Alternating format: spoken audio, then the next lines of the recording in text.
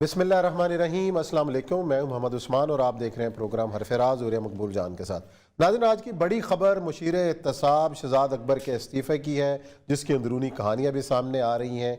कहा यह जा रहा है कि वज़ीर आज़म इमरान खान साहब शहजाद अकबर साहब की कारकर्दगी से कुछ ज़्यादा मुतमईन नज़र नहीं आते थे। अदाद शुमार के हवाले से बातचीत हुई, गुज़श्ता दिनों मुलाकात हुई और आज ये कहा जा रहा है कि वज़ीर आज़म हाउस की जानिब से इस्तीफ़े का मुतालबा किया गया। दूसरी जानिब जो हुकूमती वज़रा हैं वो ये कहते हुए नज़र आ रहे हैं कि शहजाद अकबर साहब को कोर कमेटी में शामिल किया जाएगा, कोई दूसरी नई जिम्मेदारी दी जाएगी। बहरहाल मामला है क्या, इसका तज़किरा करेंगे और साथ ही जिक्र होगा वज़ीर आज़म इमरान खान साहब की गुज़श्ता रोज़ की गुफ्तगू का, जिसके अंदर उन्होंने ये बराह रास्त ये कहा कि अगर उनको इक़्तिदार से निकाला गया तो वो इक़्तिदार की निस्बत ज़्यादा ख़तरनाक साबित होंगे। ये कहने की नौबत क्यों आई और ये मुज़म्मरात इसके क्या हैं। साथ ही जिक्र होगा अफ़गानिस्तान की सूरत हाल का कि जहाँ तालिबान जो है बेहतरीन सिफारतकारी का मुजाहरा कर रहे हैं, माशी सिफारतकारी भी है और दुनिया को ये बावर कराने में वो किसी हद तक कामयाब हुए हैं कि अफ़गानिस्तान के लिए माशी इमदाद किस तरीके से ज़्यादा ज़रूरी है। और साथ ही जिक्र करेंगे कि दुनिया में ऐसे दो नए महाज कौन से खड़े किए जा रहे हैं कि जो दुनिया के अमन ख़तरे में डाल सकते हैं। बढ़ते हैं अपने पहले मौजू की जानिब। और ये सब शहजाद अकबर साहब तो बड़े फेस समझे जाते थे। खान साहब के एहतसाब का जो चेहरा था वो शहजाद अकबर थे और शहबाज शरीफ हो, मरीम नवाज़ हो और अपोजिशन के ख़िलाफ़ जितने भी केस बने और उसमें शहजाद अकबर साहब बिमा सबूत के कौम के सामने आते रहे और बिलाखिर आज 3.5 साल के बाद वो घर जा रहे हैं और चले गए। क्या वजह नज़र आई और किस तरीके से समझते हैं कि जो वज़ीर आज़म मुतमईन नहीं थे कि शायद मतलूबा नताइज बरामद नहीं कर सके, क्या हुआ? देखें, पहले दिन से हम ये कह रहे हैं कि इमरान खान साहब इस रॉटन सिस्टम के साथ आगे नहीं बढ़ सकते थे और सिस्टम को तब्दील करने के लिए आपके पास थोड़ी सी विजन, थोड़ा सा अक्ल और कुछ लोग चाहिए होते। आप एक काम करते कि कम से कम नैब को अबंडन कर देते, अच्छा, और नया अदारा बनाते और उस अदारे का बाकायदा एक नया कानून बनाते, उस कानून के तहत ट्राई करते। लेकिन आपने किया ये कि आपने कहा नहीं, नैब ठीक है और नैब को ठीक करने के लिए आपने आउटसाइड से लोग लगाने शुरू कर दिए। कोई भी महकमा बैरूनी किस्म की मुदाखलत से या बैरूनी सुपरविजन से आज तक ठीक नहीं हुआ, सही है, ना हो सकता है। अब वो 3.5 साल के बाद इमरान खान साहब का गुस्सा जो है वो एक जिसे कहते हैं पैनिक में बदल। सर, वो सवाल ये है ना कि जब वो सवाल करते हैं कि जी अपोजिशन को आपने पकड़ा भी, 2 बार जेल में भी डाला, निकला क्या इनसे? उस्मान साहब, मैंने पहले दिन कहा था, कई दफ़ा कहा है, आज भी कहता हूँ, पहले भी कहता हूँ कि आपको इमरजेंसी एक नाफज करके पूरे मुल्क के अंदर सेपरेट कम से कम 100 एहतसाब अदालतें बनानी चाहिए थी जिनके पास कोई और केस ना होता। अच्छा, इससे रिलेटेड जो है ये सारी गुफ्तगू हुई है, उससे आप लिंक करें। आज फवाद चौधरी साहब ने जो गुफ्तगू की है मीडिया के साथ, उसमें ये नुक्ता वो सामने लेके आए, वो है क्या? जरा सुनाए फवाद चौधरी साहब ने क्या कहा इस बारे में।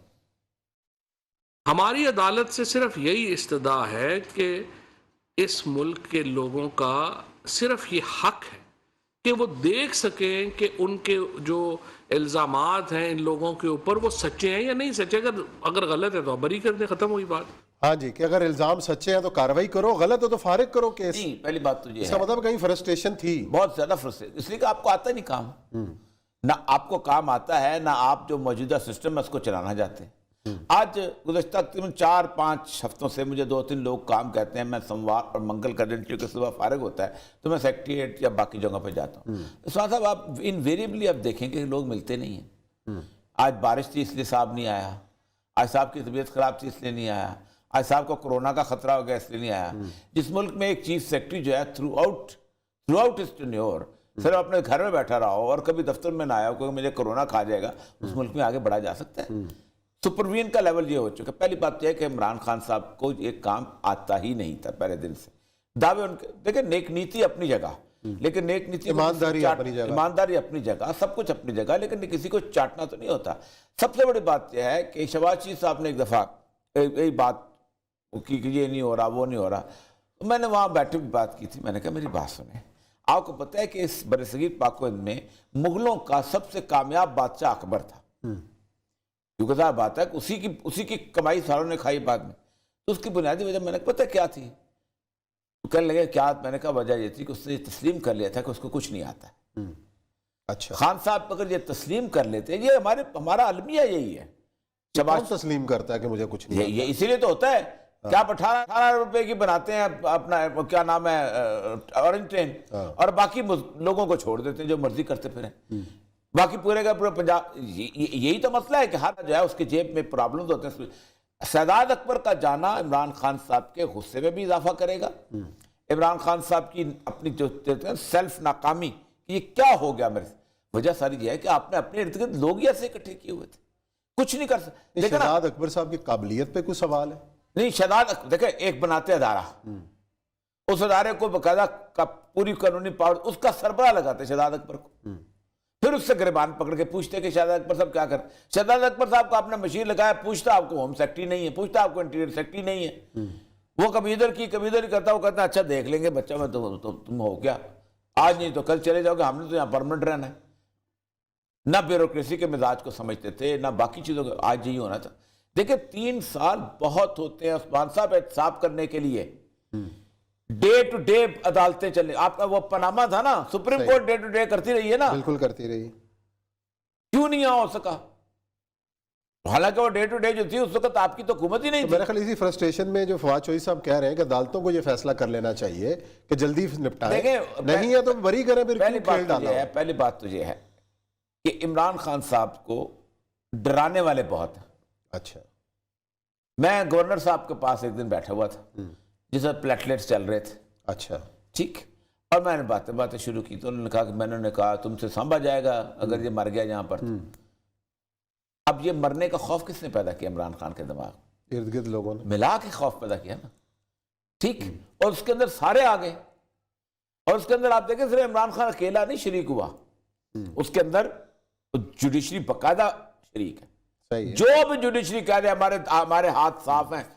अच्छा जी, चलें, ये तो होगी शहजाद अकबर साहब की कहानी जो वज़ीर आज़म साहब ने कल गुफ्तगू फरमाई है, पहले वो सुन लें जरा, क्या वो उन्होंने खदशात का इजहार किया और किस किस्म के उन्होंने किसी को पैगाम भी दिया, तो क्या दिया, सुनाएं जरा। किस्मत है कि हमारे पास एक ऐसी भी जर्नलिज्म है जो कि बड़ा लोगों को इन्फॉर्म करती है, लोगों को आगाह करती है मुल्क के सूरत हाल से, लेकिन बदकिस्मती से ऐसे भी हैं जो सारा वक्त मायूसी फैला देते हैं। मैं अपने सहाफ़ियों से चाहता हूँ कि देखिए इतनी मायूसी कई दफ़ा फैला देते हैं कि वो लोग बेचारे समझते हैं कि ये तो मुल्क आज गया तो कल गया। इस आदमी को अल्लाह ने सब कुछ दिया है, उसको क्या जरूरत पड़ी थी कि घटिया लोगों से हर रोज बुरे भरी गालियां सुने। लेकिन मैं इसको जहाद समझता हूँ, मैंने इनसे कोई मफामत नहीं करनी। इन्होंने मुझे ब्लैकमेल करना कि किसी तरह हमें एनआरओ दे दो, अब मैं इसको समझता हूँ कि ये मुल्क की सबसे बड़ी गद्दारी है। मैं जब सुबह उठता हूँ 1 घंटे के अंदर अपने मोबाइल पे मुझे सारी इंफॉर्मेशन मिल जाती है। एक चीज जो मुझे कई दफा रातों को जगाती है वो सिर्फ महंगाई है। मैं आपको एक और बात बता दूं, इंशाल्लाह ये भी टर्म पूरा करेगी, अगली भी टर्म पूरी करेगी ये हमारी पार्टी, अगली टर्म भी। ये भी आज मैं आपको कह रहा हूँ, एक खबरदार करना चाहता हूँ, अगर मैं गवर्नमेंट से बाहर निकल गया मैं आपके लिए ज्यादा खतरनाक हूँ। मैं अगर सड़कों पे निकला है ना तो आपके लिए छुपने की जगह नहीं होगी। ये वो लोग हैं जिनका टाइम खत्म हो चुका है। मुझे तो पता ही नहीं पैसा किधर से है, कोई पोलो खेल रहा है वहां जाके, कोई बेंटली में फिर रहा है, कोई रोल्स रॉयस में फिर रहा है, किधर से आया पैसा? मैं तो अदलिया से अपने कहता हूँ कि खुदा के वास्ते इस मुल्क पे रहम करें, डे टू डे हेयरिंग करके इसका मसला हल करें। हमारी डेमोक्रेसी खत्म हो रही है। जी, और ये साहब अदलिया का कोई कसूर नहीं, फिर किसका कसूर? इनका अपना कसूर है। आपने एक देखे ना, मेरी बात सुने, 2000 बंदा था पड़ा हुआ उनके पास जेलों में, जिसके ऊपर मुकदमे नहीं थे, उन्होंने कुछ ढूंढ नहीं सकते, उन्हें फौजी अदालतें लगानी ना, उन्होंने आके कला कमा कर दिया ना सारे का सारा। सही, आप नहीं बना सकते थे। मसला पता है क्या है, अंदर जो लोग बैठे हुए थे ना उनको पता था कि अगर एक ऐसा अदारा बन गया तो कल को उनकी गर्दन भी उसके ऊपर आ जाएगी, नहीं बनने दिया गया। अच्छा, ये जो कहना कि मुझे निकाला गया तो मैं ज्यादा खतरनाक हो जाऊंगा, बहुत बड़ी गलती। इसका मतलब एक वजीर आजम होते हुए और साथ आप ये भी कह रहे हैं कि मैं अगली टर्म भी पूरी करूंगा, ये बहुत बड़ी गलती। तो जो ऐसे जो बयान जब आते हैं तो इसका क्या? तो आपको एक बात बताऊं, शायद उस दिन भी मैंने यहाँ कैलकुलेट करके बताया था कि पाकिस्तान ने इस जमहूरियत के तजर्बे की बड़ी कीमत अदा की। 17 अरब डॉलर था कर्जा इस मुल्क का जब बेनजीर बरसरदार आई है 1988 में। इस वक्त 121 अरब आपका बैरूनी है और 204 अरब आपका अंदरूनी है। डालें इमरान खान के भी 3 साल उसमें और डालें उसके भी 7 साल से, 34 साल में आपने क्या कर दिया इस मुल्क को कि इस वक्त नवाज शरीफ के परों के ऊपर अगर 4 फरिश्ते बैठे हुए हों और وہ آ کے اس ملک کو سنبھالے تو نہیں سنبھال سکتا، نہیں سنبھال سکتا، زرداری نہیں سنبھال سکتا، کوئی اور نہیں سنبھال سکتا. لوگوں کو جیسے کہتا ہے لینے کے دینے پڑے ہوئے ہیں کہ کریں کیا. آپ مجھے بتائیں 752 ارب روپیہ ہے آپ کے پاس، جس کے اندر سے آپ نے فوج چلانی ہے. سر لیکن اپنے للے تللے تو ختم نہیں کرتے آپ، دیکھیں اپنے خرچے اپنے تو کم نہیں اصل مسئلہ کرتے، یہی تو تنخواہیں اپنی بار مسئلہ یہ ہے بار کہ بڑھا مسئلہ یہ رہے ہے، ہیں، دیکھیں میری گاڑیاں اپنی نہیں لے پہلی رہے. بات تو یہ ہے کہ اللہ تللوں سے ملک جو ہے نا، یہ بھی ایک بہت بڑی غلط فہمی ہے. ایک سول سروس کا جو آدمی ہے، ٹھیک ہے، جو ٹاپ امتحان پاس کر کے آتا ہے، وہ کتنے لیتا ہوگا؟ 1 لاکھ روپے. اس کے برابر میں ایک آدمی جو کارپوریٹ سیکٹر میں ہوتا ہے کیا لیتا ہے؟ کم سے کم 5 لاکھ روپے. ایک آپ کیا دیتے کیا ہیں؟ وہ گاڑی لیتا ہے، وہ میڈیکل انشورنس مکمل طور پہ لیتا ہے، وہ بچوں کے لیے پیٹرول لیتا ہے. آپ نے یہ بالکل 2 نمبر سی بات ہے کہ ہم نے اللہ تعالی میں صرف یہ کہتا ہوں کہ ان لوگوں کو یوں کھڑا کر دو اور کہو یہ قرضہ ہے، آپ حساب دے دو. تم نے $4 ارب کا موٹر وے بنایا، بسم اللہ. تم نے 2 ارب روپے کا جناب ڈیم بنایا، منگلہ بنایا، بسم اللہ. تم نے وہ تو ایوب خان کا زمانے میں بن گئے تھے. یہ 34 سال میں تم لوگوں نے کیا بنایا ہے اس ملک کے اندر؟ چلو لاہور کا ایئرپورٹ بنا دیا تم نے، ٹھیک، کراچی کا ایئرپورٹ بنا دیا، ٹھیک. یہ سارے گن دو، ہمیں پورے کر دو پیسے اس ملک کے، اور اس کے بعد آپ لٹکا دو. دیکھیں مہاتیر محمد نے کہا تھا جب تک ہم ان لوگوں کو بغیر ٹرائل کے جیل میں نہیں ڈالیں گے یہ ملک ٹھیک نہیں ہو سکتا. اور عمران خان صاحب کے بس کی یہ بات نہیں تھی. عمران خان صاحب کو بنیادی طور پہ میں آج بھی سمجھتا ہوں کہ جیسے آئے ہیں اور یا لائے گئے ہیں جو کچھ بھی ہے، بنیادی طور پر عمران خان کو لانے کا ایک مقصد میں یہ سمجھتا ہوں کہ لوگوں کا سیاستدانوں پہ اعتماد مکمل طور پہ ختم ہو جائے. اب کوئی تبدیلی کی تمنا بھی نہ تمنا نہیں کرے. میں صحیح کہتا ہوں. تو پھر اور اس کو فیل بھی کیا، اس کو فیل کیا، اس کو فیل کیا گیا تھا، اس کو فیل کیا گیا. جو لوگ دیکھیں میری بات سنیں، سارا نے مل کے فیل کیا. عمران خان اسمبلی میں جاتا ہے، ووٹ لیتا ہے 172. جو کوئی قانون پاس ہوتا ہے اس میں ووٹ ہوتا ہے 150. صحیح ہے، 158. چلو تو اپنا جنرل باجوہ کو کتنے ووٹ ملے تھے؟ وہ تو 2 تہائی اکثریت سے ملے. نہیں سر 100%. ہاں میں وہ یہ 2 تہائی اکثریت سے بھی زیادہ. 100%. 342. ٹھیک ہے نا. تو کیا ہے اس ملک کے اندر کون ہے جو اس ملک کو نہیں چلنے دے رہا؟ ہم سب نے مل کے اس کو فیل کیا. اچھا، ساروں نے مل کے فیل کیا. یہ سارے جو لوگ یہ آرزویں اور امیدیں لگا رہے ہوں کہ نہیں ابھی دلہن عمران خان سٹیج سے اترے گی اور نواز شریف کی دلہن بیٹھ جائے گی وہاں پر آ کے، اچھا یہی ہوتی ہے نا. مذاکرات شروع ہیں، واپس آ رہے ہیں، ہو گیا. ایسا کوئی پہلی بار تھوڑی ہو رہا ہے، 3 بار پہلے بھی ہو چکا. سر یہی 34 سال میں اسی 34 سال کا میں رونا رو رہا ہوں عثمان صاحب. اس 34 سال کے اندر آپ کی حالت یہ ہو گئی ہے کہ آپ کو ایک فیصلہ کرنا پڑ جائے گا. میں آج روز ان کی پڑھتا ہوں. اچھا اسی لیے صدارتی نظام کی بحث شروع کرائی گئی ہے کہ یہ سسٹم ناکام ہو گیا 34 سال میں. آپ آج بحث نہیں ہو رہی، ایک آج بحث نہیں ہو رہی، یہ ہر دفعہ بحث ہو رہی ہے. کوئی نئی بات نہیں. کل بھی میں نے کہا تھا، آج میں نے کہا دیکھو ایک بات پہلے میں صدارتی نظام کا حامی اس بنیاد پہ ہوں کہ کانسٹیچوئنسی پالیٹکس سے نجات ملے. جو ایک آئے کم از کم اس کے پاس کوئی پاورز تو ہوں جتنی. اچھا اکاؤنٹیبلٹی تو ہوتی ہے. یہ تو کون سا کچھ اصل میں ہم لوگ جو صدارتی نظام کی بات کرتے ہیں وہ پتلی گلی سے نکل لیتے ہیں. اسی طرح مارشل لا کو صدارتی نظام ہوتا ہے. ایوب خان کا صدارتی نظام تھا کوئی، یحییٰ خان کا صدارتی نظام تھا کوئی، مشرف کا کہاں صدارتی نظام تھا؟ 1.5 سال. باقی تو سارے کو یہ کرتے رہے سر. اور دوسری بات یہ ہے کہ اگر یہی جمہوریت تھی، صدارتی نظام جب اس کے پاس آیا، اسد زرداری صدر بنا تو اپنا یوسف رضا گیلانی چپڑاسی کی حیثیت ہو گئی تھی اس کی. Elected prime minister of the parliament, کیا حیثیت تھی اس کی؟ وزیر اعظم تو تھے آپ. سر نام کا تو وزیر اعظم شجاعت بھی تھا، نام کے سارے تھے. میں آپ کو گر لیتا، اختیارات تو استعمال کیے نا جیسے بھی کیے، جتنے کیے اتنے کیے، پوچھ کے کیے. یہی صورتحال تھی نا. فائلیں جس طرح جاتی، آپ کو پتا ہے کہ فائل جاتی تھی اوکے کو کہتے پریزیڈنٹ کا دستخط نہیں کرتا تھا، پھر اوکے آتی تھی پیلی والی چٹ کے اوپر.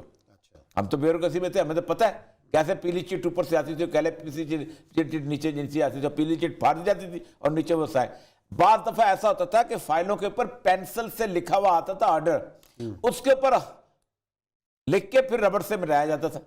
یہ تو اصل مسئلہ یہ نہیں ہے. خان صاحب کی بیسیکلی ساری مسئلہ ہے کہ 3 سال ان کو ہو گئے ہیں. پاکستان میں جو شخص یہ کہتا ہے نا کہ اس کو 5 سال بڑا کم عرصہ ہے، تو پاکستان کو بنیادی طور پہ اس بر صغیر کے ایک بہت بڑے آدمی کا مذاق اڑاتا ہے. اس کا نام تھا شیر شاہ سوری. وہ 4 سال 8 مہینے 10 دن رہا تھا. اچھا. اور آپ پتہ ہے کیا کچھ کیا تھا اس نے کلکتہ سے لے کے پشاور تک جی ڈی روڈ بنائی تھی.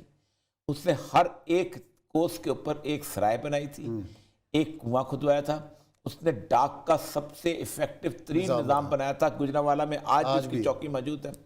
اس نے پورے بر صغیر پاک و ہند کو، جس کے اندر کلکتہ شلکتہ سب کا تھا، اس نے زمینوں کی پیمائش کروائی تھی. اور جریب کا سسٹم جو پٹواری آج کرتے ہیں اس زمانے کا لگا ہوا تھا. فرد جو تھی سب اس کا تھا. اس نے پرگنا کا سسٹم بنایا تھا. 4 سال 8 میں اکیلا، میں کہتا ہوں روہتاس کا قلعہ دیکھ لینا تو سارے مغل ایک طرف اور وہ اکیلا قلعہ اتنا زبردست بنایا ہوا ہے. تو 4 سال 8 مہینے 9 دن بہت ہوتے ہیں خان صاحب. آپ نے پہلے خان صاحب نے تو کہا تھا 100 دن میں بہت کچھ کر دوں گا، جو آپ کو یاد ہے پہلے. سر خان صاحب کہتے تھے میرے پاس 200 آدمی ہیں. میں نے کہا تھا آپ کا سارے کے سارے 200 آدمی وہ ہیں کہ جنہوں نے پاکستان کی شکل نہیں دیکھی ہوئی، جن کو یہ نہیں پتا کہ مچھر کس طرح کاٹتا ہے اور مچھر سے ملیریا کس طرح ہوتا ہے. وہ 200 آدمی تھے آپ کے. اسی لیے آپ کی رہ گیا 1.5 سال. اگر پورے 5 سال خان صاحب کرتے ہیں تو 1.5 سال میں کوئی معجزہ ہونے کی نہیں، کوئی توقع ہے؟ کوئی توقع نہیں. میں اس دن مایوس ہو گیا تھا جس دن خان صاحب نے مجھے فون کیا اور مجھے کہا کہ آپ تھوڑی سی ہمیں بتا دیں کیا چیز ہے. آپ بتا دیں تو شاید خان صاحب سنیں نا. رات کو 11 بجے آن کا فون آیا. خان صاحب آپ کو خود ہی بتائیں گے. اچھا. وہ خود 3:30 چل ہو گئے بتا دے ہوئے. مجھے اندازہ ہو گیا تھا کہ اس کو کسی میں نے کوئی وزارت اس بارے میں تو مشیر تک لینے کا تیار نہیں ہوں. مجھے اندازہ ہو گیا تھا کہ کسی ایسے آدمی کو کہ جس نے اس پاکستان کی مٹی کے اندر زندگی گزاری ہوئی ہے، جس نے یہاں کے مچھر جس کو کاٹے ہوئے ہیں، جس نے یہاں کے رکشوں میں سیر کی ہوئی ہے، جس نے یہاں کے عوام، ان سے خان صاحب مشورہ لیں. ان کو زلفی بخاری اچھا لگتا ہے، ان کو وہ کیا نام ہے شواز گل جو کہتا ہے دیکھو میری ڈگری دیکھو کیسی ہے، یہ لوگ اچھے لگتے ہیں. ان لوگوں نے تباہ برباد کر دیا خان صاحب کو. اور خان صاحب 8 آنسو روئیں گے اگر وہ اقتدار سے گھر پہنچے. اچھا جی، چلیں دیکھتے ہیں کیا ہوتا ہے اور خان صاحب کس طریقے سے آئندہ 1.5 سال میں پرفارم کرتے ہیں. یا لیتے ہیں بریک کے بعد آئیں گے تو ذکر کریں گے افغانستان کے طالبان کی سفارتکاری.